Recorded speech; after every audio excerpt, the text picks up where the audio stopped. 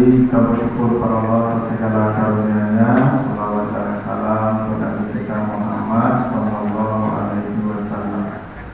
Bapak Ibu yang saya muliakan, kita lanjutkan kembali bahasan kita di surat Al-Baqarah ayat 261 sampai 283, ayat-ayat yang menjelaskan perkara sedekah. Kita sudah sampai ayat 270-an. Sekarang kita masuk ayat 273 surat Al-Baqarah. Ya, surat Al-Baqarah 273. Kita baca ayatnya. Wabillahi minasyaitonir rajim. Lil fuqara'il ladzina uhsiru fi sabilillah la yastati'una darban fil ardi yahsabuhumul jahilu aghniya'a minat ta'affuf ta'rifuhum bisimahum la yas'aluna an-nasa ilhafa wa ma tunfiqu min khairin fa innallaha bihi alim. Sedekah itu yang paling utama untuk orang-orang fakir yang mereka terhalang di jalan Allah, yang mereka tidak bisa berjalan ke sana kemari di muka bumi untuk mencari dunia. Orang-orang bodoh mengira mereka kaya karena mereka tidak pernah meminta-minta. Engkau lihat mereka ada kemuliaan di wajah mereka. Mereka tidak pernah meminta kepada manusia, apalagi dengan cara memaksa. Dan apapun yang kamu infakkan dari kebaikan, maka sesungguhnya Allah dengannya Maha mengetahui.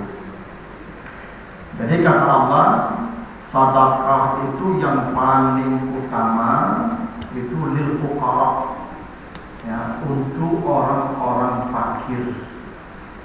Nah, itu makanya di At-Taubah ayat yang ke-60, ya, di At-Taubah ayat yang ke-60 Allah urut penerima sedekah. Innamas shadaqatu lil fuqara'i wal masakin, dan seterusnya. Yang nomor 1, nomor 2, atau urutnya ada fakir, miskin, amin, sampai terakhir. Itu artinya yang paling utama menerima sedekah orang-orang yang statusnya fakir atau fuqara. Baru setelah itu miskin. Makanya lil fuqara'i wal masakin. Apa bedanya fuqara dan masakin? Masakin atau orang miskin itu definisinya ada di surat Al-Kahfi 79. Ya.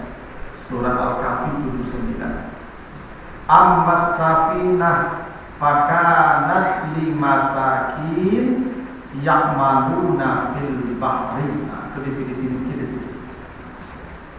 Kenapa Nabi Khidir membocorkan kapal yang ditumpanginya? Karena kata Nabi Khidir, kapal ini milik orang miskin yang bekerja di lautan menangkap ikan. Nah, dari situ kita paham, ternyata orang miskin itu punya kapal. Yalah. Ini kapal milik orang miskin, berarti orang miskin punya kapal. Yang malu nafil bahri, punya pekerjaan, cuma penghasilannya tidak mencukupi kebutuhan keluarganya. Itu miskin. Jadi jangan Bapak Ibu kira orang miskin itu orang yang tidak punya apa-apa. Orang miskin itu dia punya pekerjaan, punya penghasilan, punya rumah mungkin, punya kendaraan mungkin, cuma tidak standar kehidupannya. Misal, Di teknologi itu standar rumah orang 72. Apapun itu anak miskin apa? Standar. Dia punya rumah tapi tidak standar. Di teknologi itu orang mau punya moto, apapun punya gaji miskin. Sedekah ke dia. Sedekah. Iya. Itu hukuman orang sekitar. Dalam ukuran yang sekitar itu dia ada standar seperti orang banyak hidupnya. Istri orang di kompleko beli baju sekali sebulan, istri apakku sekali 6 bulan beli baju. Miskin apa? Hah? Ya, kalau memang sekali tahun aku standar namanya. Pokoknya dia punya, tapi tidak standar. Orang di kompleko makan daging sekali seminggu, ini makan daging dari rayu saja. Ini namanya. Jadi jangan dikira orang miskin itu tidak punya apa-apa. Punya, makanya dia punya kapal tadi, dia punya pekerjaan tadi.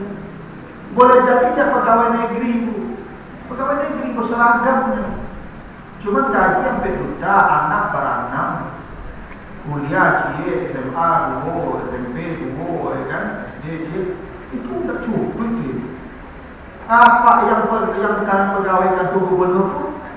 Sedekah ini, sedekah ini miskinnya. Jangan ngomong di pegawai negeri ya sekarang ini miskinnya tuh. Ya. Jadi miskin itu punya pekerjaan. Bapak yang pensiun itu miskin, kalau banyak miskin.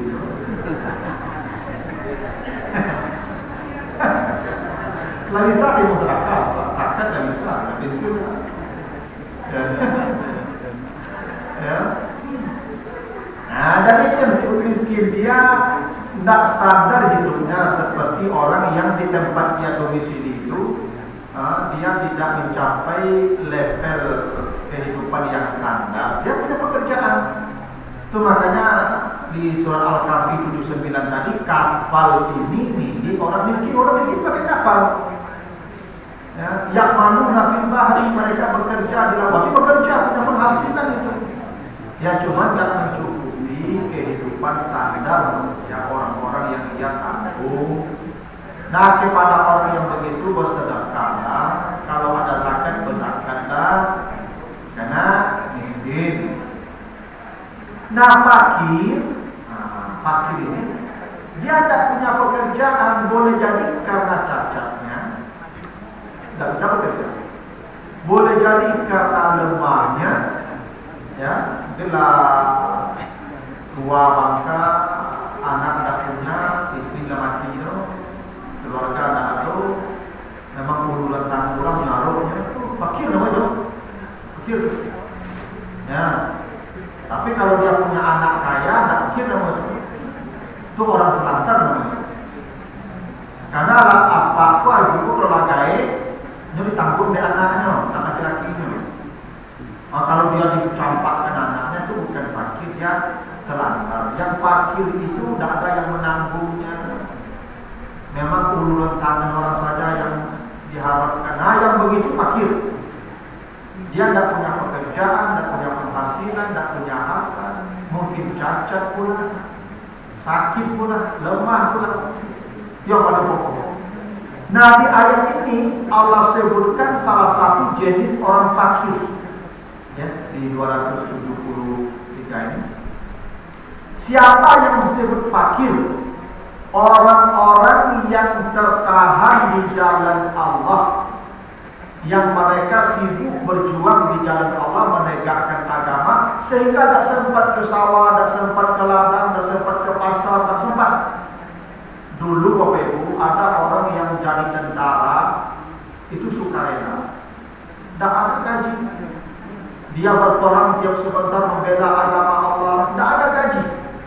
Ya kalau berperang mungkin sebulan berperang, kadang 2 bulan pergi perang, tidak bisa mencari nafkah. Dia sibuk berjuang membela agama Allah. Nah, tapi mereka tak minta-minta pula, mereka fakir. Maka ke orang itu yang paling layak kita bersedekah. Dulu Ada orang begitu. Di masa Nabi, di masa sahabat itu pasukan-pasukan itu, tuh relawan-relawan itu banyak, tuh paiparan berbulan-bulan. Gimana keluarganya hidup? Bersedekah. Mereka fakir yang tertawan di jalan Allah sehingga mereka tak bisa mengurus bisnis berjalan ke sana kemari tak ada waktu karena sibuk hari-harinya membela agama Allah. Tapi mereka tak pernah minta-minta. Sehingga orang mengira dia kaya, padahal dia ini fakir. Sedekah itu. Nah, kalau kini ibu, mungkin guru-guru agama, guru-guru honor, itu fakir dia. Guru-guru mengaji, fakir dia. Ustaz itu banyak yang fakir.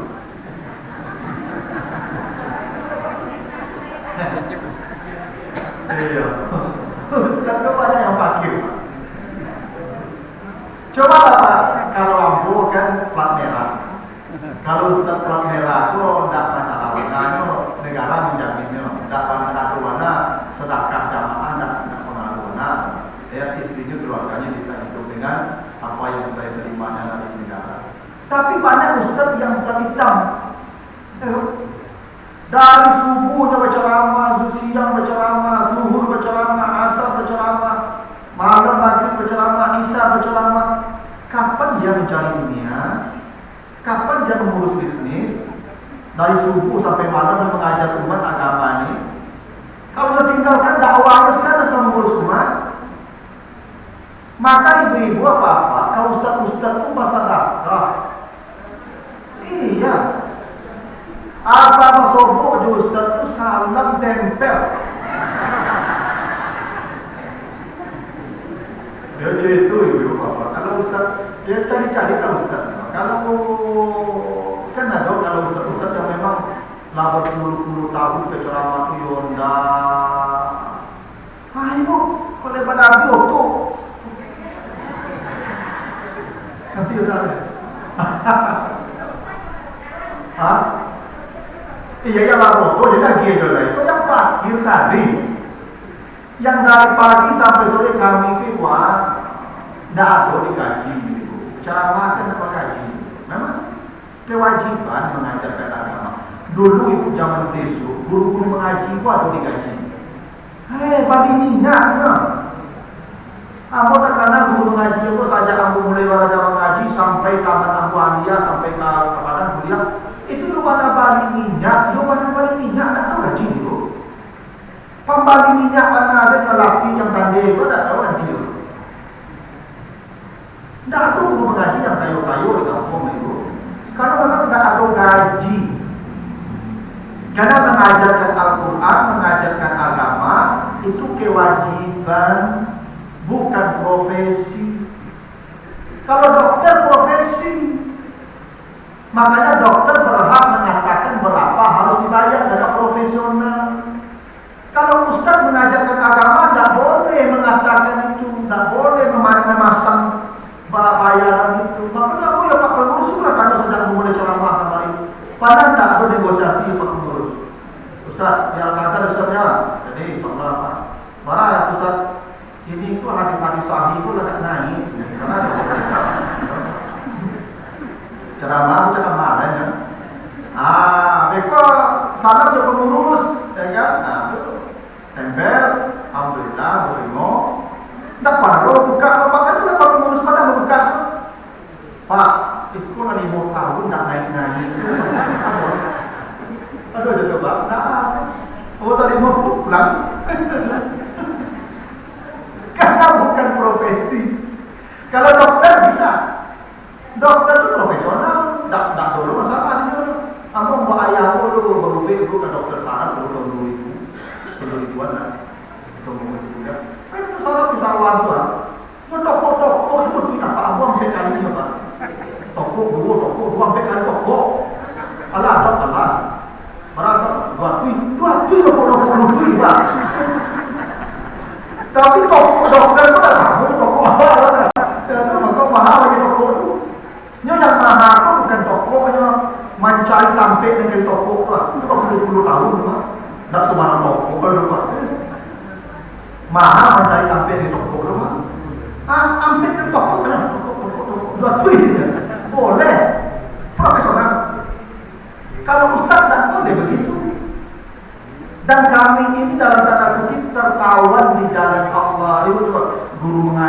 ibu dari pagi maja mengaji, siang maja mengaji, maghrib sore maja mengaji, itu yang sama dari dunia. Dan bahkan guru mengaji ibu bara gajinya jadi 500.000 sebulan itu. Enak, tak tahu bersih boleh lagi. Tapi di kantor yang di bawah pun ada. Ayamnya ibu 500.000 supaya mereka pasang kantor masuk ibu tak boleh setuju apa dah dasar itu. Bagi kita tak ada masalah gitu. Enak, sebulan 4.000. Makanya bukan guru-guru honor, guru-guru mengaji, guru-guru agama, ustaz-ustaz yang mereka menegakkan agama Allah dan tidak sempat mencari dunia, maka bersedekahlah karena mereka fakir. Mereka tak meminta, bukan mereka punya, karena mereka ta'affuf menjaga air muka mereka. Ambil banyak jadi ya gitu lah. Banyak kawan-kawan itu ustaz-ustaz yang buat gimana utang dan lain-lain. Iya. Mereka tak punya penghasilan tetap. Ya, mereka ya ceramah, ya, tak ada pula standar. Mana kebutuhan banyak. Maka ibu asal bersombong je ustaz cari tidak ustaz kita. Sedekah. Kalau ibu sakit bersedekah langsung, minta kan nomor rekening ustaz. Rekening ustaz, boleh tahu ustaz rekening ustaz. Kalau tinggal transfer saya ada banking ini mah, bayar mana? Ya kan? Gitu. Tak tahu dah punya ada seperti kalau kamu nak tahu dengan rekening nomor lupa. Karena aku dah sah. Ya kan banyak orang-orang yang memang dalam tanda kutip fakir mereka itu. Cuma mereka tak mau minta-minta, kata Allah, mereka punya harga diri. Karena bagaimanapun meminta-minta itu menurunkan menilai kita, harga kita itu menjadi turun kalau meminta. Dikasih pasti terimanya tuh. Tapi mereka tak minta. Memang minta tidak diharamkan, tapi tidak dipuji meminta-minta tuh. Itu makanya kata Nabi, 3 manusia yang pertama digiring ke surga itu afifun muta'afif, orang miskin yang tak pernah meminta-minta. Itu yang pertama digiring ke surga. Orang miskin tapi tak pernah meminta. Adapun dia terima, dikasih alhamdulillah, tak dikasih dia cari apa adanya dia terima. Itu yang paling pertama ke surga. Miskin tapi tak pernah meminta. Karena meminta pun tak dipuji dalam agama. Kata Nabi, orang yang meminta-minta itu dikasih, tidak dikasih, besok di hari kiamat dibangkitkan tanpa daging di pipinya. Itu tadi orang yang minta-minta itu dikasih, tidak dikasih, nanti di hari kiamat itu pipinya tidak ada dagingnya. Itulah artinya buruk keadaannya yang minta-minta. Makanya ibu dia tidak minta berlanjut. Jadi dia tadi alhamdulillah nanti akan tok. Minta-minta tak rugi.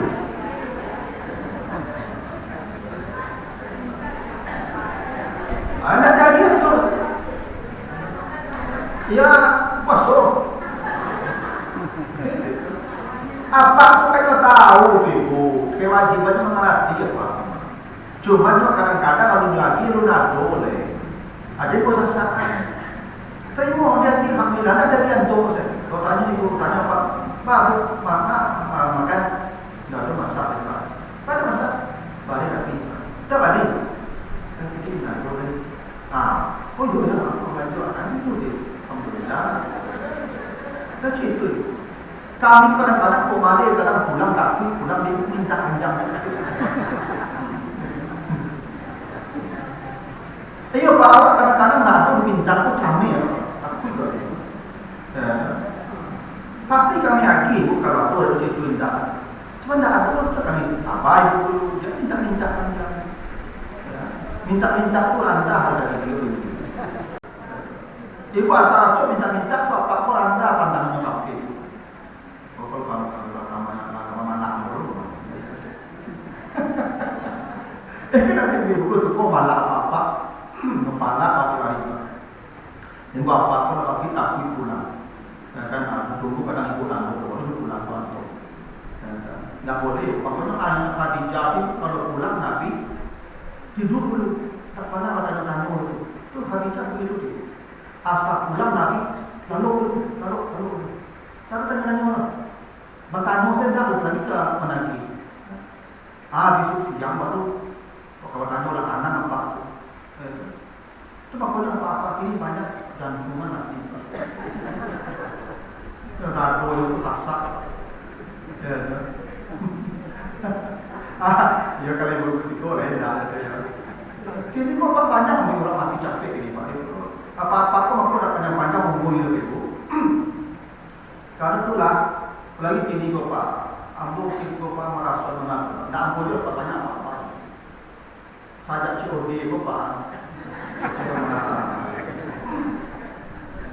Awak kok masak kamu dan itu menurut. Sajak COD kok. Saya cuma yang tahu mereka tak boleh keluar siang. Pakai.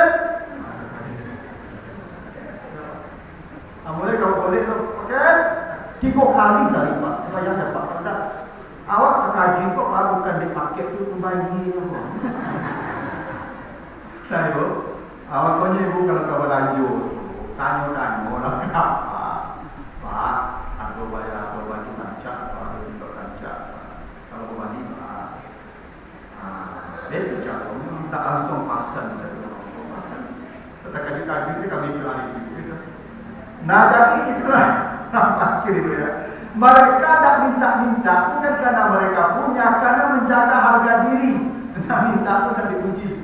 Tapi Bapak Ibu lihat-lihat saja lah kondisi ustaz-ustaz kita itu, terutama guru-guru mengaji. Nah tahu saya, coba kalau guru mengaji di Patangko, para guru mengaji jadi gaji banyak 1 juta, itu tinggi itu Pak. Padahal remaja anak-anak waktu ahli maja 1 juta nya. Coba ibu ajar anak ibu di rumah, cuci ibu rumah. Dah sasa amur maja. Dah murah maja mengaji kalau pakai uang sasa. 1 juta sebenarnya.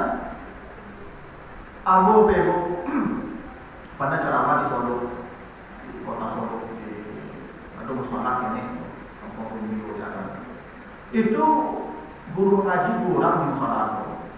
Itu 1 orang guru ngaji di Ukiaki di jamaah itu 3 juta sebulan. Ayo, 3 juta sebulan lagi guru ngaji itu kurang.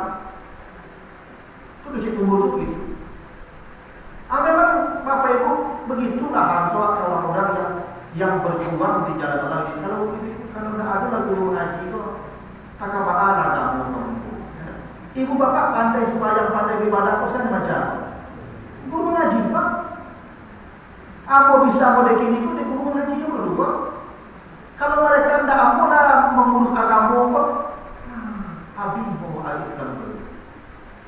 Ada mereka itu yang paling baik kita bersedekah. Ya. Jangan kenal dulu ya. Saya itu ikut cerita Andi yang tinggal di tahun lalu. Jadi Andi itu dulu nyumaja mengaji di rumah warga, anak itu sekitar Palembang atau Palembang. Nyobain pakai Vespa Andi dulu. Vespa kadang Vespa itu sudah kayak lapaya mengkol Vespa menonjol Vespa atau tidak. Terus begitu, Vespa 2 bulan dia jadi mengajar sampai 2 bulan. Dibawa di apa salah satu murid yang belajar itu. Ustaz, itu yang bola. Coba kerja ada. Cuma nanti kau dah baru, dah bisa turun.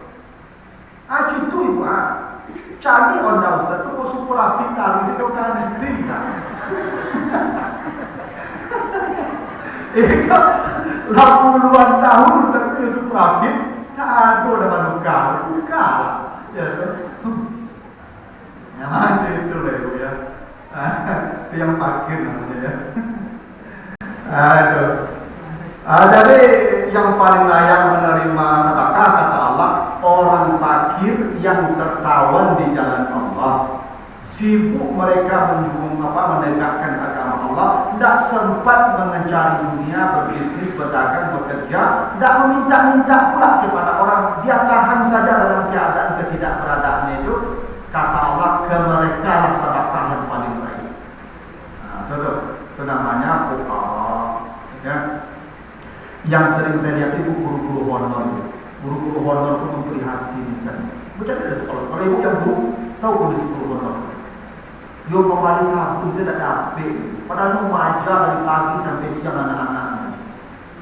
Sama guru agama, guru honor sama semua guru lah.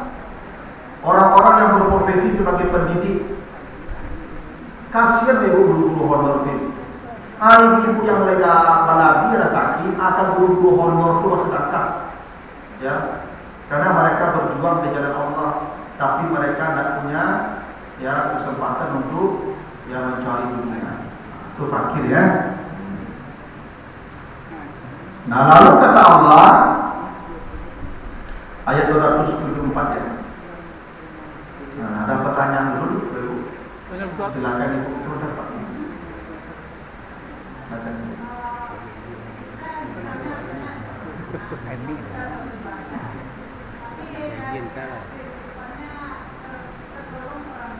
Ya.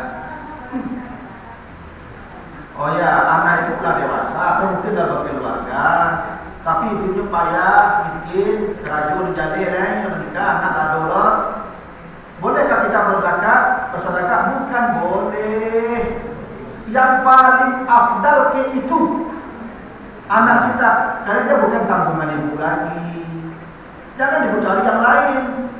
Bersedekah itu wa'ita izil kurba, cari yang paling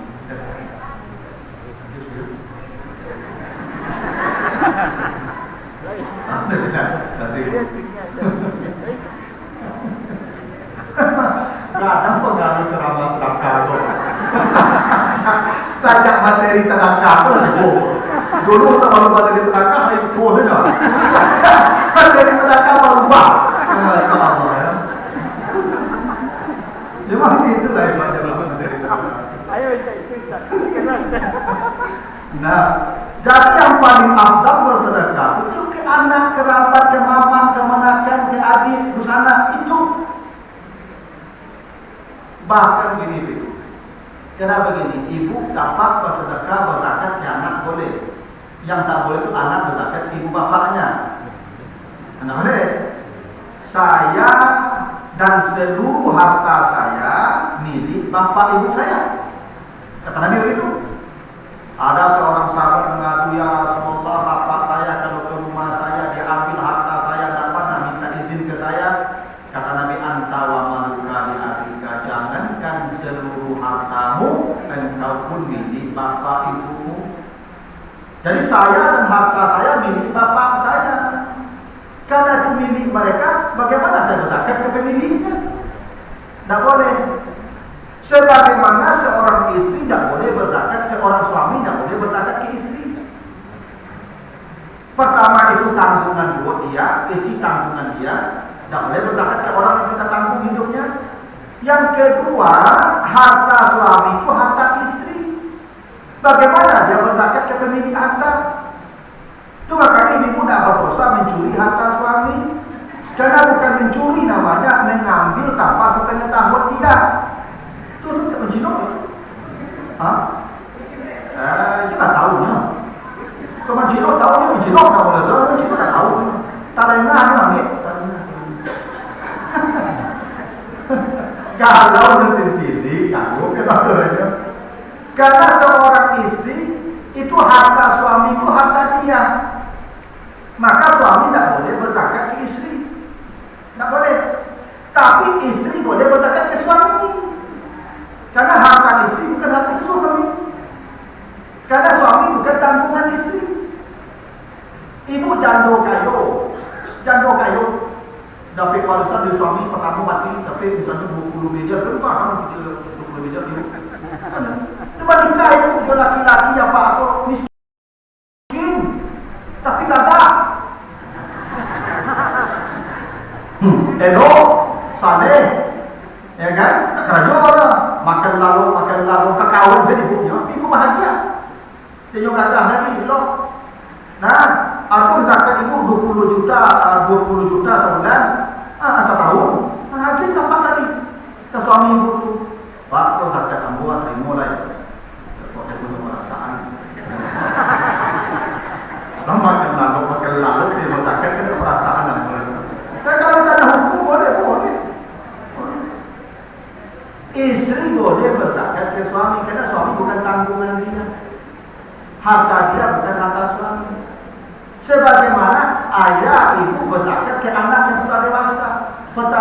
bukan tanggungan dia.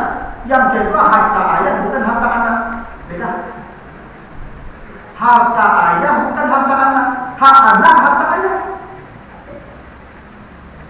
Makanya kalau ayah berhutang ke anak, tidak perlu dibayar harta dia. Kalau anak berhutang ke ayah, wajib dibayar. Gitu tuh. Kalau suami berhutang ke istri, wajib bayar. Wajib bayar. Yalah. Makanya ibu kalau berhutang apa ibu catat. Wajib dibayar. Tapi kalau istri berhutang ke suami, wajib dibayar. Tidak. Ini lagi berlanjut, jualan dibayar. Jadi ibu kalau kurang-kurang berlanjut pinjam sekali, pinjam. Pinjam pak ya? Tangguh ya? Atau antuk kan ya? Besok tangguh ya, antuk kan ya? Oh, utang patah pada bayi. Dia tak tahu bayi ya. Dia lah bayi itu. Nah, itu ibu. Istri aku nak kerja orang. Aku masih juga lanjut sekali. Terus minjam itu kamu jualan bayi. Tentu bagi dulu. Aku bayar apa kecil, aku beli utang dulu. Kenapa sih? Tapi ibu kalau nak bayar utang tak dosa ibu kan?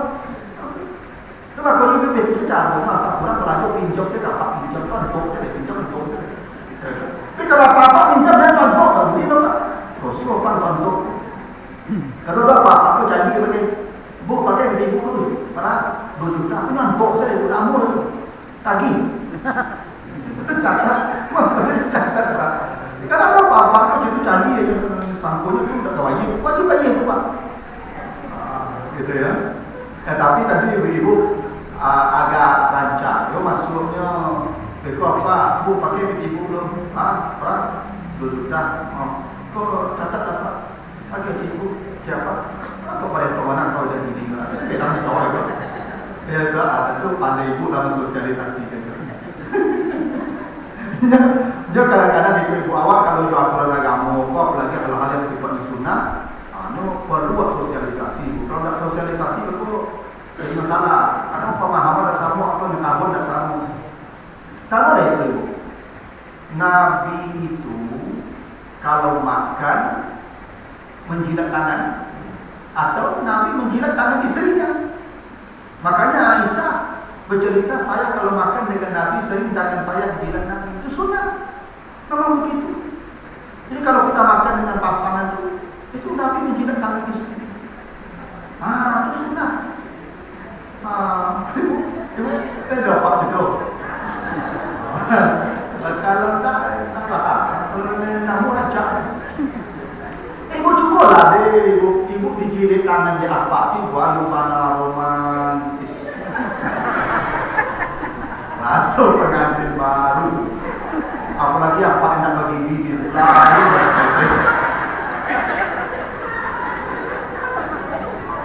Ibu ada saya ibu. Tapi ibu jangan kelancar-lancaran itu sudah makan pak. Sunnah. Mulai tu.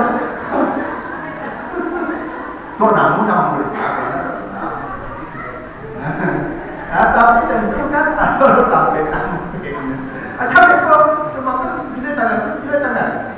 Ni muka cucu tu. Nampak cucu. Dah kalah orang berdua lagi. Dengan perangai mana? Jadi sunnah itu memang perlu juga. Ibu memang begitu atur hutang itu dicatat. Jadi ibu apa kalau hutang dicatat. Tapi kalau ibu hutang, dosa catat. Pinjam itu pinjaman tak usah bayar. Itu karena harta suami yang tadi itu. Kalau anak meminjam orang tua wajib bayar. Tapi kalau orang tua minjam ke anak tak usah bayar. Tak usah bayar. Kalau tak bayar tak berdosa, bayar silakan. Tapi tak berdosa. Ya, tidak akan terlambat pula dia masih itu. Kalau ayah hutang ke anak. Ya. Nah, tadi yang paling baik zakat itu kekerabat dari ke anak, ke sana, yang kalau dia fakir dia miskin. Kenapa itu? Ya? Zakat fitrah, iya. Zakat fitrah itu kepada orang yang kita tanggung hidupnya tidak boleh. Istri tidak boleh, anak yang dalam tanggungan kita tidak boleh, orang tua yang dalam tanggungan kita tidak boleh, pembantu yang hidup, yang tinggal di rumah kita, makan minum bersama kita tidak boleh. Nah, selain daripada itu boleh. Maka saya katakan istri boleh berzakat fitrah ke suaminya, tapi begini juga istri kalau kaya, suaminya miskin, gugur zakat fitrah istri. Beda dengan zakat mal, kalau zakat mal kita bayar.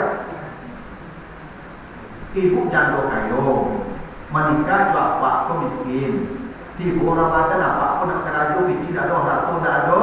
Ibu yang kayo ko gugur zakat fitrahnya. Karena ibu ditanggung suami, sekarang suami ibu miskin. Kalau suami ibu miskin, maka dia tidak wajib zakat fitrah, dia berhak menerima zakat fitrah. Lainnya, karena ibu di bawah tanggungan suami, sekarang suami ibu miskin, gugur zakat fitrah ibu. Nah, itu rancangnya nanti suami miskin itu. Enggak. Nah, zakat fitrah kalau miskin suami. Kalau kamu Ustaz ibu tidak ada kewajiban. Kewajiban siapa yang menanggung?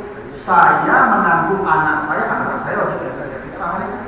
Karena begini Bapak, zakat fitrah itu wajib kepada siapa yang menanggung hidup orang, dan dia wajib zakat kalau dia punya harta yang berlebih untuk kebutuhan dirinya dan orang yang ditanggungnya di hari raya. Nyetong hari raya apa satu Syawal dari mulai pagi sampai malam barang kebutuhan keluarganya 1 juta, punya pipi 1 juta, tidak wajib zakat fitrah. Harus berlebih. Jadi zakat fitrah tidak semua orang wajib. Siapa yang menanggung hidup orang, dia wajib. Jadi ibu zakat fitrah itu, kan ibu yang punya suami, kan ibu pikir zakat fitrah itu ibu zakat fitrah itu suami ibu yang tanggung. Jadi urusan zakat fitrah itu tidak ada urusan ibu zakat fitrah. Kewajibannya apa? Bu, zakat fitrah itu terserah dia pak, oh iya bagian dan itu urusan. Tanggungan. Zakat fitrah itu tidak semua orang wajib. Zakat fitrah itu wajib bagi siapa yang menanggung hidup orang.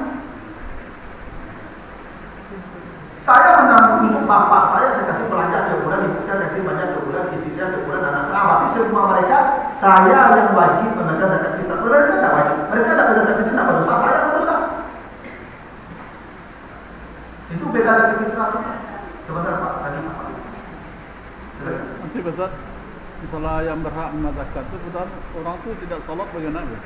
Oh, ini tidak sholat berzakat sama zakat kayaknya. Di sini tidak disebutkan fakirnya muslim atau tidak. Dia ngapain mukanya untuk jadi zakat? Kamu cuma jangan. Jadi salah, mungkin salah ada maaf. Tentu akan lebih afdal cari yang memang orang saleh, takwa. Nah itu perintahnya. Kalau boleh Pak. Tidak tentu orang terus soalan. Tadi apa tadi? Mana Pak? Silakan. Nah.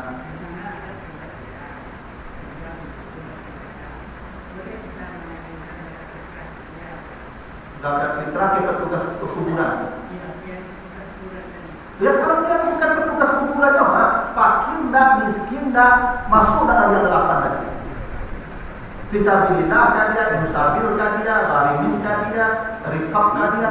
Kalau masuk kategori salah satu yang 8 ini boleh, bukan karena penjaga kuburannya miskin, menjadi pegawai negeri miskin. Ini miskin namanya. Miskin. Dia sudah serabutan pekerjaannya, ada miskin. Boleh Pak. Karena zakat itu bukan kepada statusnya tadi, fakir kan statusnya, miskin kan statusnya, mu'alaf kan statusnya, gharim kan itu statusnya Pak. Ya. Kalau dengan kriteria salah satu dari yang 8 itu boleh. Sama kayak ustaz-ustaz itu berhak terima zakat itu yang saya katakan itu. Ustaz-ustaz itu. Karena mereka bisa pindah. Mereka berjuang di jalan Allah itu. Guru mengaji itu berzakat. Itu. Terakhir itu.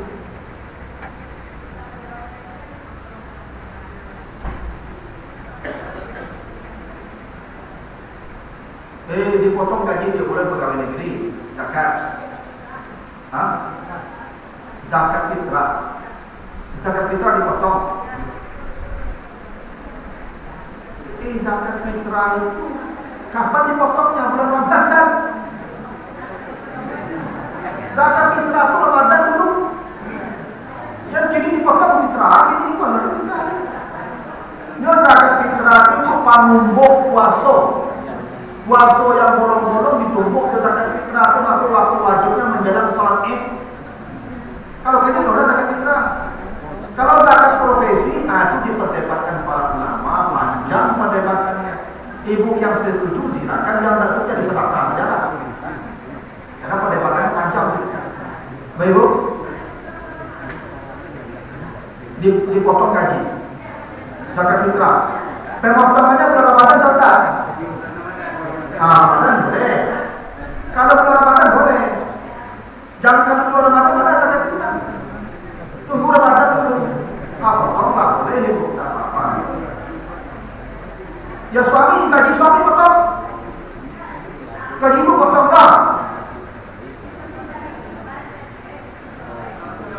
Oh, ibu pegawai, suami tidak. Gaji ibu dipotong, zakat itu ibu atau untuk suami bagai? Itu ibu saja kan? Ada usah dapat bayar dari bayi mah. Kalau ibu nak bayar zakat sudah apa? Tak usah bayar deh. Ya, kalau ibu yang pahlawan, apa nak bayar zakat fitrah? Ya, yang pahlawan bayar sudah. Ya, kami wajib bagi nafkah, wajib zakat fitrah. Kalau ibu patuh, kalau ibu tak patuh, kami bayar sudah. Ya, ada dosa kami itu pada bayar zakat fitrah itu. Tapi itu selama Ramadan itu di Indonesia lakukan di bayar itu. Banyak orang ibu bayar kurang pun. Nah begitu itu Bapak Ibu mudah-mudahan ada manfaatnya ya. Iya Ibu ya.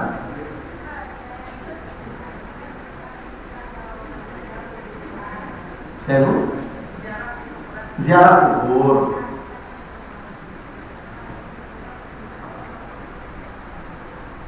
Ya ziarah kubur itu diperintah Nabi.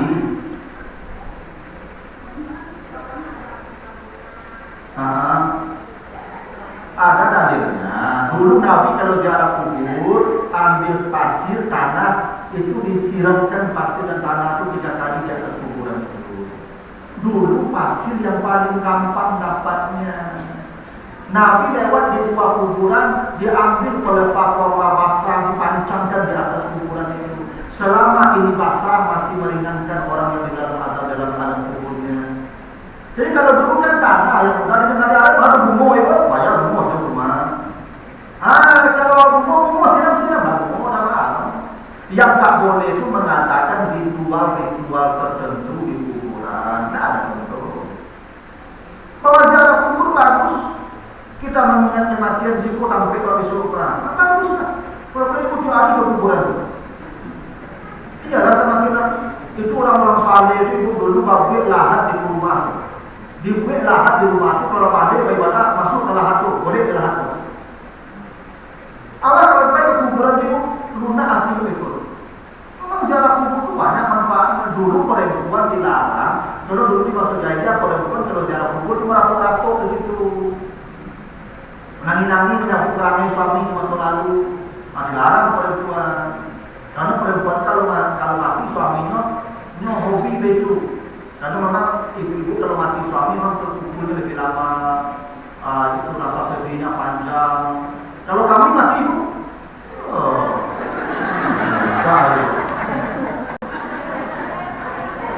ya itulah. Nah itulah dulu Bapak Ibu mudah-mudahan lebih kurang mohon maaf. Saya mohon maaf ya. Mau sholat isya di Nur Hikmah karena kajian dari kita. Subhanallah wa bihamdika asyhadu an la ilaha illa anta astaghfiruka wa atubu ilaika. Wassalamualaikum warahmatullahi wabarakatuh.